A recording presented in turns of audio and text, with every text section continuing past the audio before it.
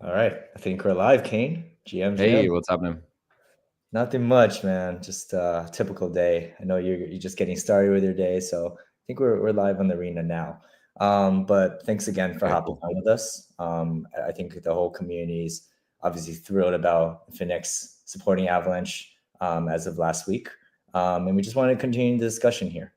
So maybe starting Sure. off, if you can maybe give I think most people in the audience probably know a little bit about you, but maybe just a quick 1 to 2 minute background there. Yeah, so it's funny actually. I was thinking about it this morning on my way in. I was actually in the audience in 2019 when Emin like did the full announcement of this is like before the name or whatever. It was like back when it was just a consensus protocol. And I remember there were like, I don't know, maybe 5 or 10 of us afterwards. I can't. It was like Token Summit, maybe was the event. And there were like 5 or 10 of us that like came up to him and were like, "Hey, what's the deal?" And I'd heard about him before, obviously from different places. And so we were just chatting about like this thing, and it was like, "Oh yeah, there's this new type of consensus protocol, and it's going to be much faster, et cetera, et cetera." So it was quite an interesting conversation. And again, I think that was like mid 2019 or something. Mhm. It was also right around the time when synthetics was like just blowing up. And pre DeFi summer, but it was getting really crazy. And I remember the next like 2 or 3 months were just insane. Like through like July, August, it was nuts. And so I kind of lost touch with it. And then like post DeFi summer, I remember being like, oh yeah, that Avalanche thing. Okay, I totally missed the ICO, like missed all of that stuff, right? And that was kind of it. And then I think in early, late 2020, early 21, the kind of Suzu arc happened, right? Mhm. Um, Mhm. and Suzu and I had a little bit of beef, and it kind of kept escalating over time, and then it finally blew up on the timeline when he said, "Hey, I've abandoned ETH," or whatever. Like that all came from like an argument that he and I were having. Yeah, the Um, famous tweet.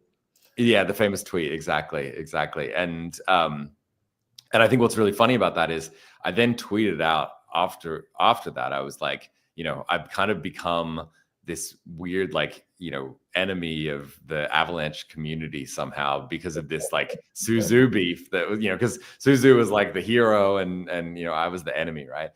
And so it was quite an interesting thing. And then cut to I guess 4 years later, right? New project have integrated Avalanche, so we've come full circle finally. Yeah. That's when Sue was back on he was on his main character arc, I would say. Sue and Danny back in the Yeah, day. exactly. Yeah, exactly. Yeah, I mean, here's to new beginnings, right? So maybe take us back a little bit.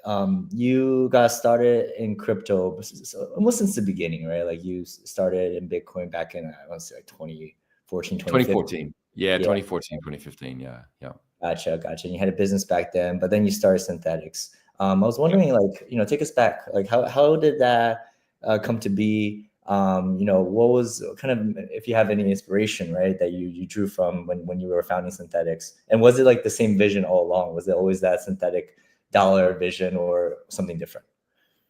Originally, I think I got very excited in 2016, through participating in some ICOs and kind of being involved in the DAO hack. I was like arbing DAO tokens, during the hack and really involved, and it became very obvious to me that there was something kind of extremely interesting, very novel, and there was going to be a big deal. And so I started spending more and more time looking into Ethereum, looking into the space, smart contracts, etc. This is while I was running Blue Shift. So, Blue Shift, which was the payment company that I had founded in 2014, was servicing most of the crypto exchanges in Australia. We were one of the major on ramps for them, and so I was already kind of interested in crypto because it was a big part of our business. But I hadn't done anything in crypto itself, right? Like I hadn't built anything myself. I was just kind of on the periphery